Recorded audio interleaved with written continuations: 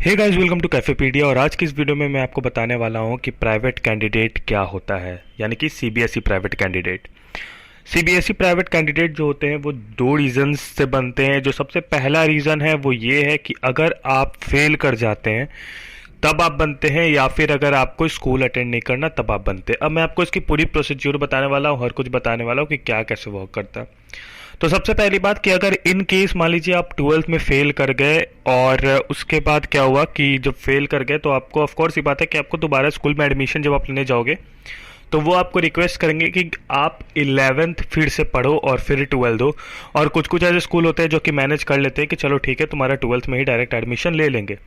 उस समय अगर आपको स्कूल का कोई भी बीच में वो नहीं चाहिए, लाइक कि आप दोबारा प्रैक्टिकल अगर नहीं देना चाहते हैं, क्योंकि आपका प्रैक्टिकल में जनरली सबको ही को 30 में से 29-28 मिल गया होता है। तो अगर आपको दोबारा प्रैक्टिकल आपको नहीं देना है, ये सब चीज़ों झंझटों से बच के फिर भी आपको बस बोर्ड का एग्जाम देके कैसे भी पास हो जाना अगले ईयर, तब आप यूज़ करते हैं सीबीएसई का प्राइवेट कैंडिडेट फीचर।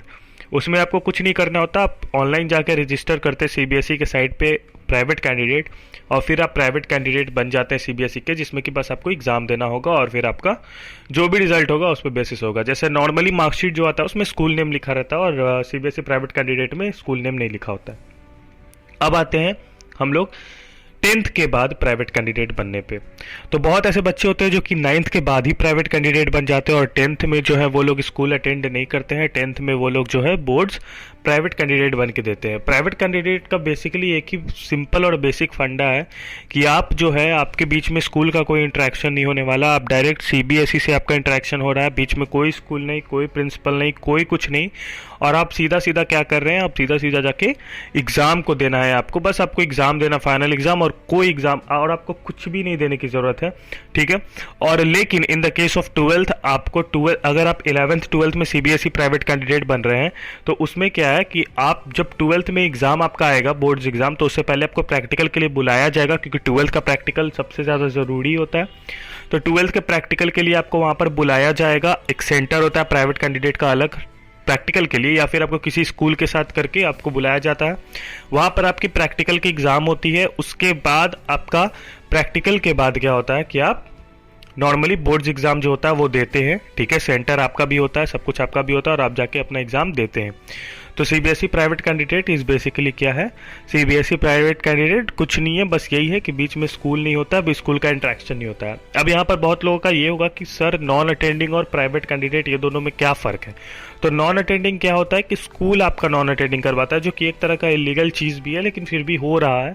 और स्कूल नॉन अटेंडिंग करवाता है, आपको प्रैक्टिकल के पूरे मार्क्स दे देता है और आपको फीस उतनी ही चार्ज करता है जितना आपका स्कूल में नॉर्मली ट्यूशन फीस लगता है।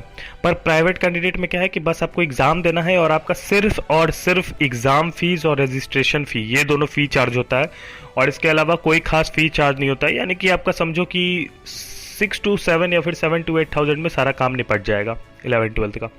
पर उधर क्या होगा, स्कूल से अगर आप करोगे तो आपका मिनिमम अगर कितना भी लगेगा तो मिनिमम आपका छोटे से छोटे स्कूल में भी 40 to 50 के आराम से लग जाता है, यानी कि 40 से 50 हज़ार रुपये।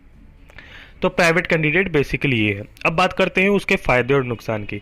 तो प्राइवेट कैंडिडेट होने का फ़ायदा ये है कि no school interaction is equals to no rush, no rush is equals to आप अपने हिसाब से अपना जो भी है 11-12 पढ़ सकते हो, बिल्कुल आप पे किस कोचिंग से पढ़ना है, किस इंस्टीट्यूट से, कोई लोड नहीं रहेगा।